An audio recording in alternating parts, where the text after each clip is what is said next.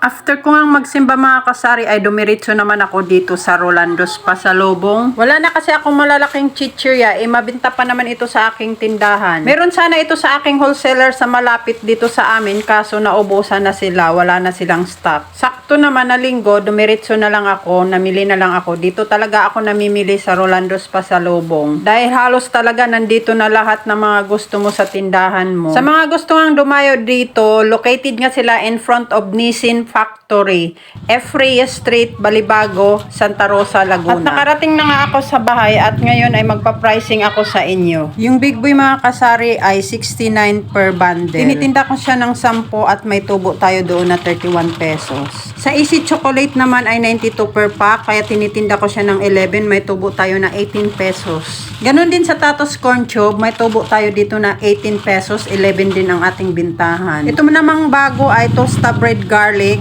So, meron tayong tubo dito na 18. Tinitinda ko rin siya ng 11. Dahil 92 per pack din siya. Dito naman sa Easy Lion ay tutubo din tayo ng 18 pesos. Ang bintahan ko naman dito ay 11. Kaya tatlo na yung binili ko dyan dahil super mabinta po ito sa aking tindahan.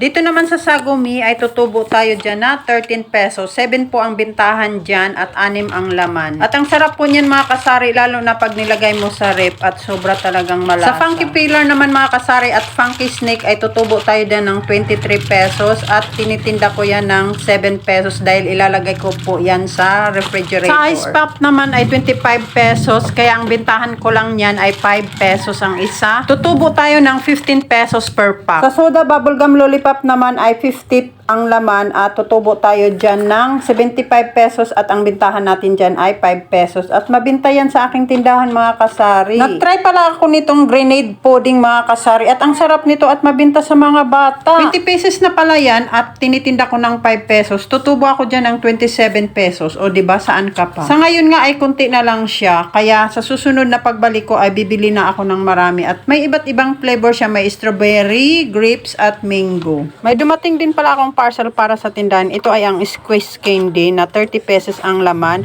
Kaya ang bintahan ko mga kasari ay 6 pesos. Tutubo tayo ng 37 pesos nito. At dinisplay ko na agad siya mga kasari para naman makita agad ng aking mga customer dahil mabinta pa naman ito mga kasari sa aking tindahan. So yun lamang. Happy selling. Bye!